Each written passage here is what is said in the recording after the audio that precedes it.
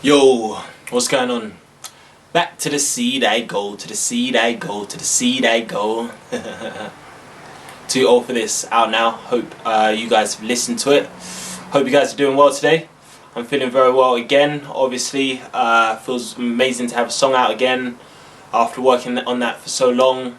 As you guys who have been watching my Instagram will know, I wrote that song in 2018 and it's 2020 now. Nearly 2 years since I wrote that song, so long time, and I'm so happy to finally have it out. Hope you guys are enjoying it. If you haven't listened to it, then maybe you should actually listen to it after you've watched this video, because it might add a little bit more context and you'll probably understand it a little bit more, and hopefully you'll appreciate it a little bit more. But if you've already watched it, don't worry, you don't have to skip this video. But yeah, so like I said, this is I don't know if any of you know me, Sam Solo Man here. I'm on my own journey to find success, financial success, and emotional fulfillment. I can imagine a lot of you guys are on the same journey. Most people that I speak to seem to want money, and most people that I speak to don't want to be depressed or sad or anxious or anything like that. They want emotional fulfillment. Is exactly what I want. So I'm just on my own journey. I document my experiences as I go along, and I reflect back, and that helps me for my own personal growth. Hopefully it can help anyone else for their personal growth. Anyone who's going through the same thing can be like, oh wait, it's not just me, I'm not a weirdo, this guy goes through it as well. For the people who haven't gone through the same thing, maybe you can learn from all the L's that I'm taking. And you can be like, okay, I'm not going to do that, I'm not going to do that. Look what happened to Sam Solo Man when he did it. And for the people who don't even care, hopefully maybe you can just have a little laugh about me taking all these L's, or you can just vibe to the tracks, man. Vibe to the tracks will probably be the best option out of all of them. But yeah, so today I'm here to talk about the song Too Old for This, obviously, as I've been speaking about, but I'm getting a little bit more comfortable in front of the camera. But yeah, so Too Old for This, full disclosure, and I want to please beg my uncle and my auntie and my grandma and all of my extended family, when you're watching this, please don't smack me next time I see you, because I actually wrote this song on an acid trip. I make jokes, but I'm serious, and I know I'm joking, but like, for people who are watching this, I don't encourage you to do acid. Even though I'm speaking about my experiences, I think it's best for me to be completely honest and open and things like that. I would not encourage you to do it.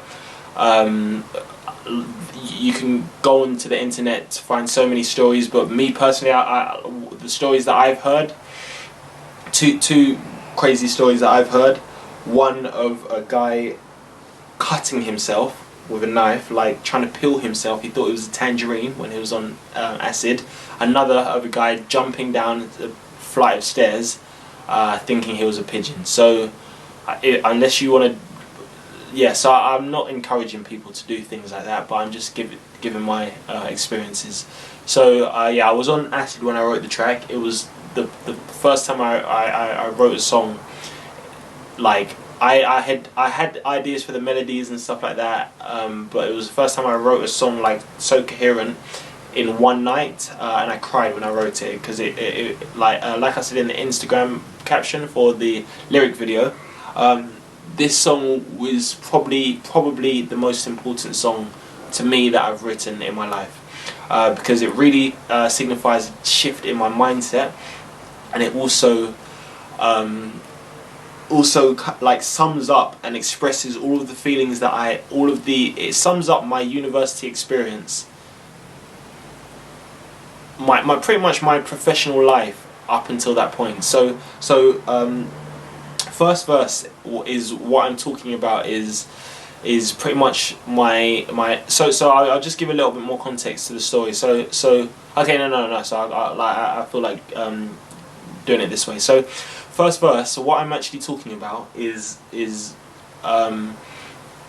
my university, pretty much my university experience up until then. So, full disclosure again, I've been smoking. Well, I don't do any drugs anymore, and I'm committed to living a drug-free lifestyle. But I don't judge anyone who does, who has their lifestyle choices. Even though I don't encourage people to experiment with drugs.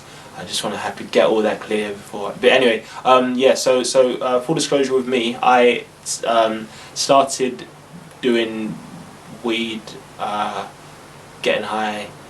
I say in the podcast for this that it was year 11, but as I remember more, I think I actually tried it in like year 9, but I have the fondest memories of doing it in like year 11. Obviously not a good thing to do, bad for your mental health, can lead to addiction. Who knows, it might have had issues with my mental health. I'm still functioning and I still perform well in jobs and stuff like that, so I don't know. But yeah, so I dibble dabbled and stuff like that with that. I could I could chalk that up to in school. I would say it was definitely social pressure, because it was one group of friends that I would do it with. All the other group of friends I wouldn't do it with. University, I was pretty much like I can't chalk that up to social pressure, because every single group that I was with got high. So that sounds like a you problem. It was a me problem. I don't know about saying I was addicted to weed, because I didn't do it when I was on my own, but it was something that I did do it when I was on my own sometimes, but I was self-medicating anxiety, and the anxiety, I think, was caused by me putting, for those of you who've watched the council video, the anxiety was caused by me putting like holding the burden, taking up the burden of like, I swear down I'm going to be rich when I'm older, and I was kind of doing it, in a, even though I still am ambitious like that, I still want to do everything for my mum. She's at the forefront of my mind. I'm still high energy and stuff like that. I had a lot of anxiety in university. Who knows why? You guys can maybe let me know down in the comments if you've experienced this as well, or what you think the reasons are. But all I know is that first verse completely expresses my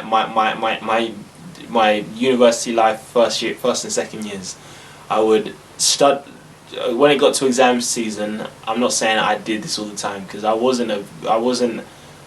When it got to exam season, and in the second year especially, I was on a demanding course, chemical engineering. So I did a foundation year. Foundation year was easy.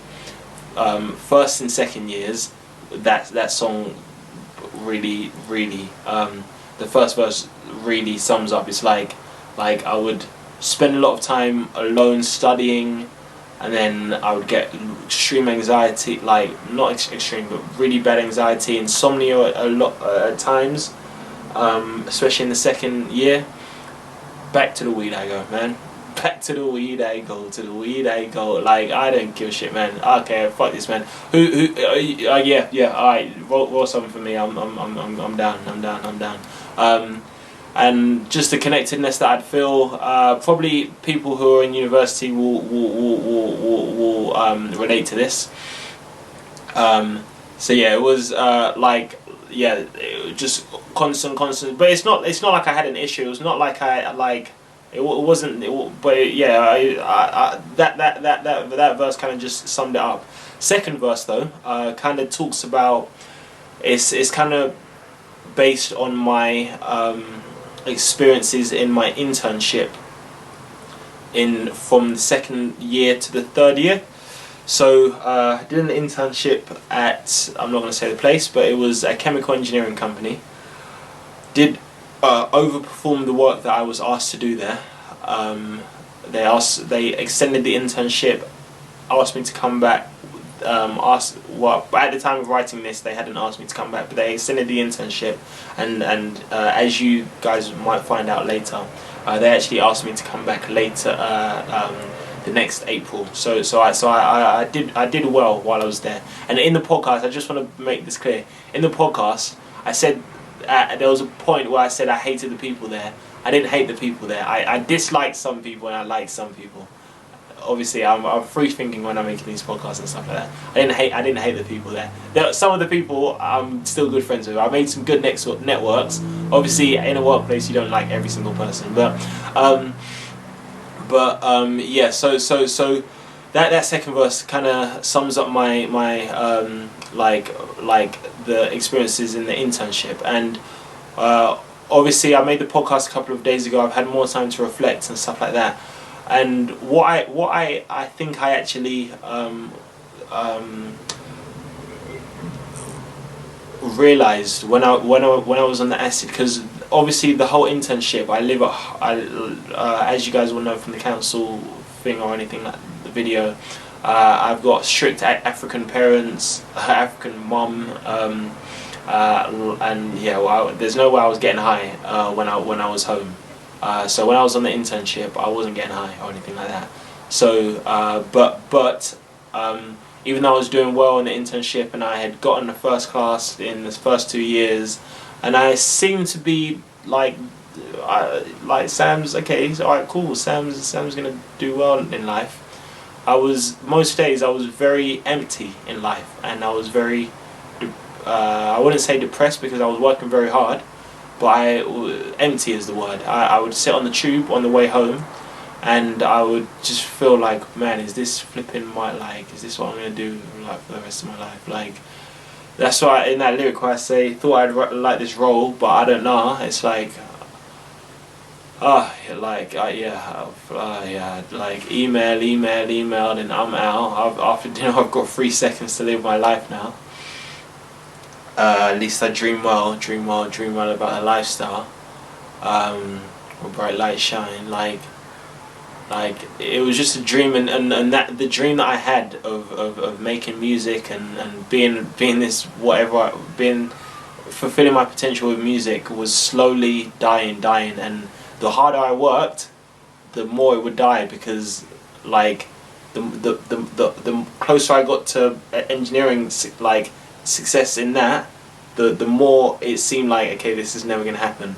I would literally live for the only thing that I was excited for was 2 hours in my day, at the end of the day, where I would just listen to music. At the time I was listening to a lot of Frank Ocean, a lot of Heady One, different people. I have so many influences, so I don't know, but yeah, listening to, hopefully you might see a lot of influences in that song, and loads of different influences. But I remember specifically I was listening to a lot of Heady One and Frank Ocean during that time, and yeah. So that second verse is kind of like, and during that internship kind of made me realize, okay, wait, life is bigger than university. This is what life is going to be like after university. And I think part of the reason why I cried when I did when I wrote the song was because I it was like a therapy session where I was revealing it, like things were being revealed to me. It was like a spiritual experience, like what there are a few like revelations that I kind of felt like I got when I made the song. It was kind of like the first one was that the same feeling of freedom and the same feeling of being stress free and all of that I get from getting high in university is exactly the same feeling. It's exactly the same feeling that I get from making making music, or listening, being creative in music while I was on the internship, and I wasn't getting high on the internship, but it's like exactly the same feeling. Obviously, getting high is like I was social doing that, but like with the the on the internship, I was like, I'm trying to think about how to explain this more. Like I was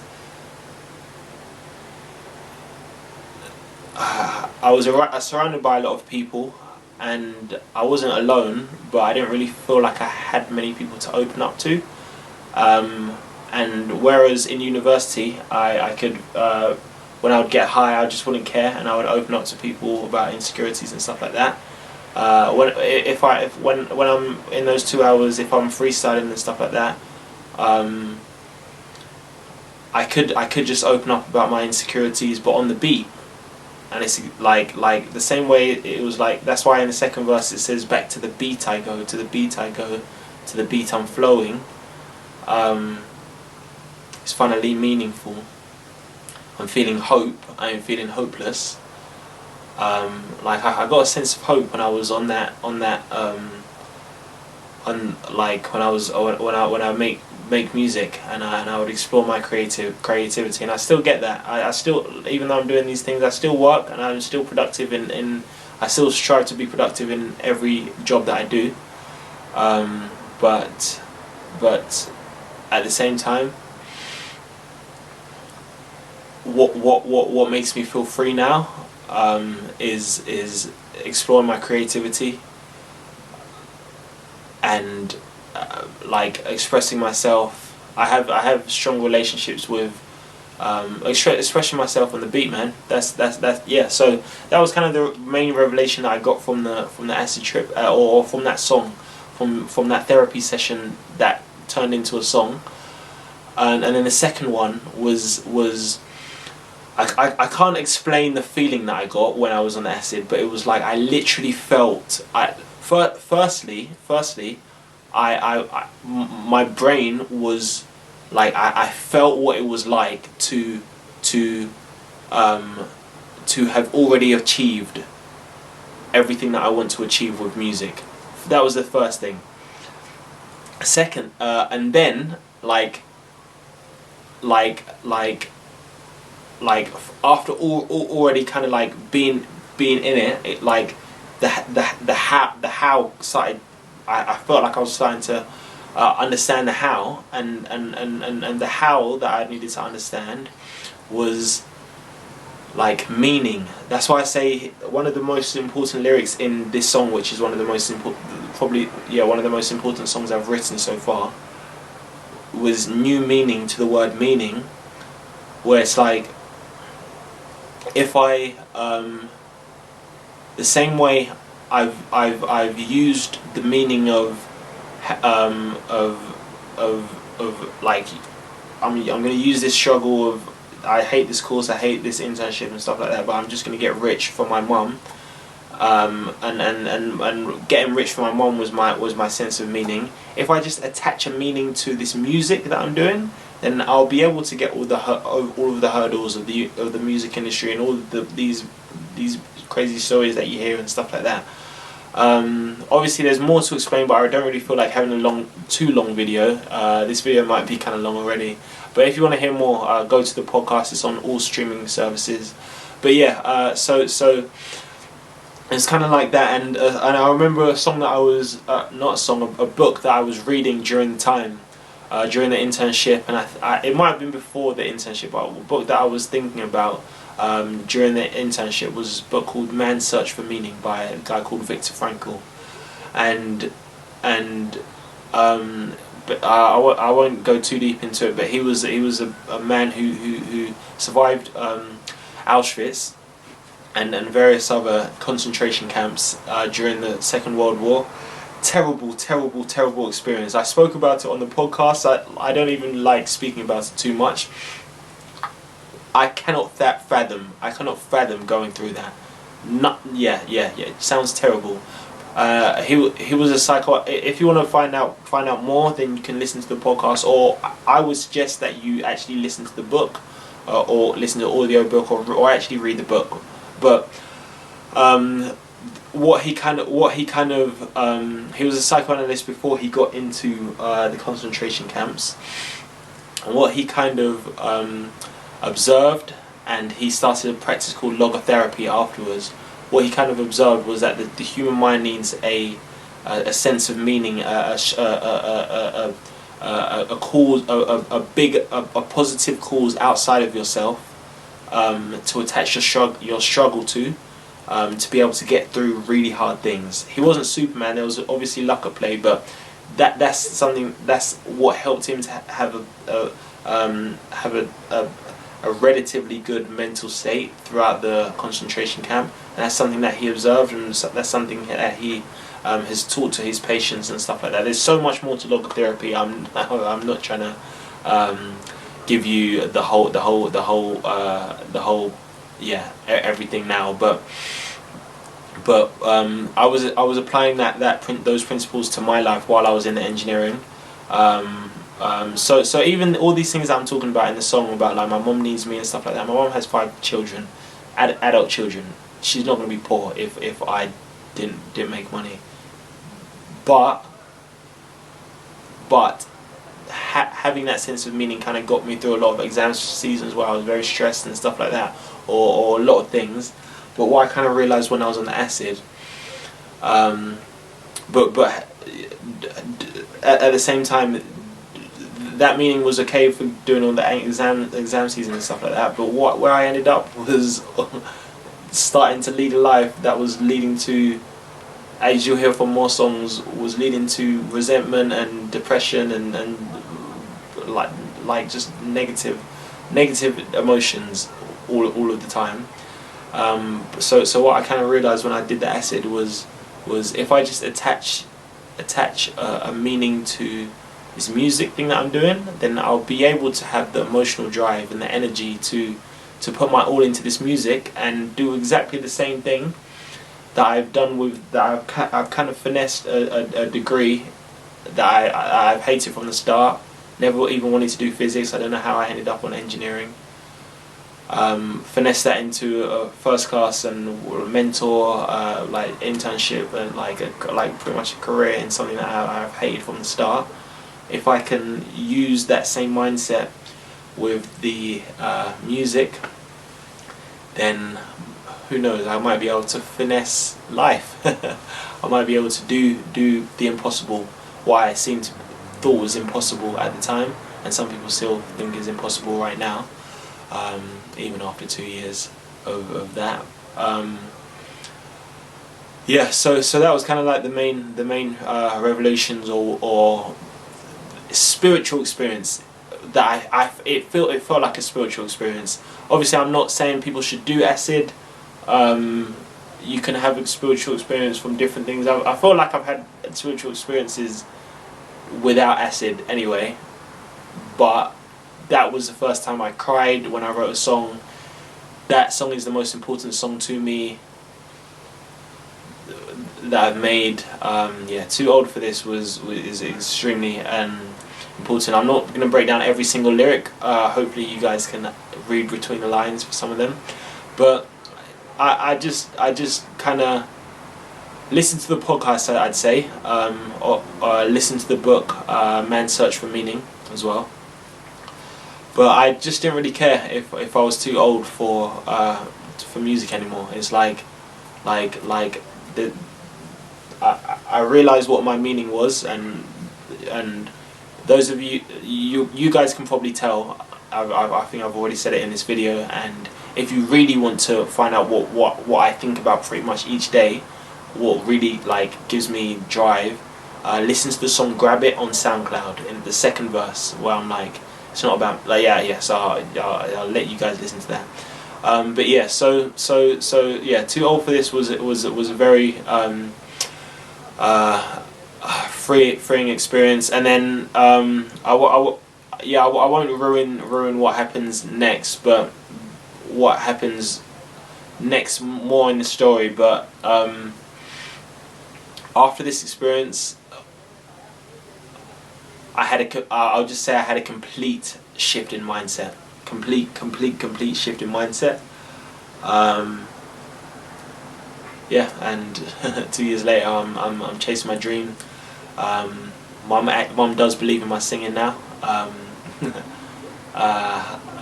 there's still lots of way to go, but yeah, I don't know. So hopefully you guys like the song, like this video, comment, subscribe, share it with someone, please.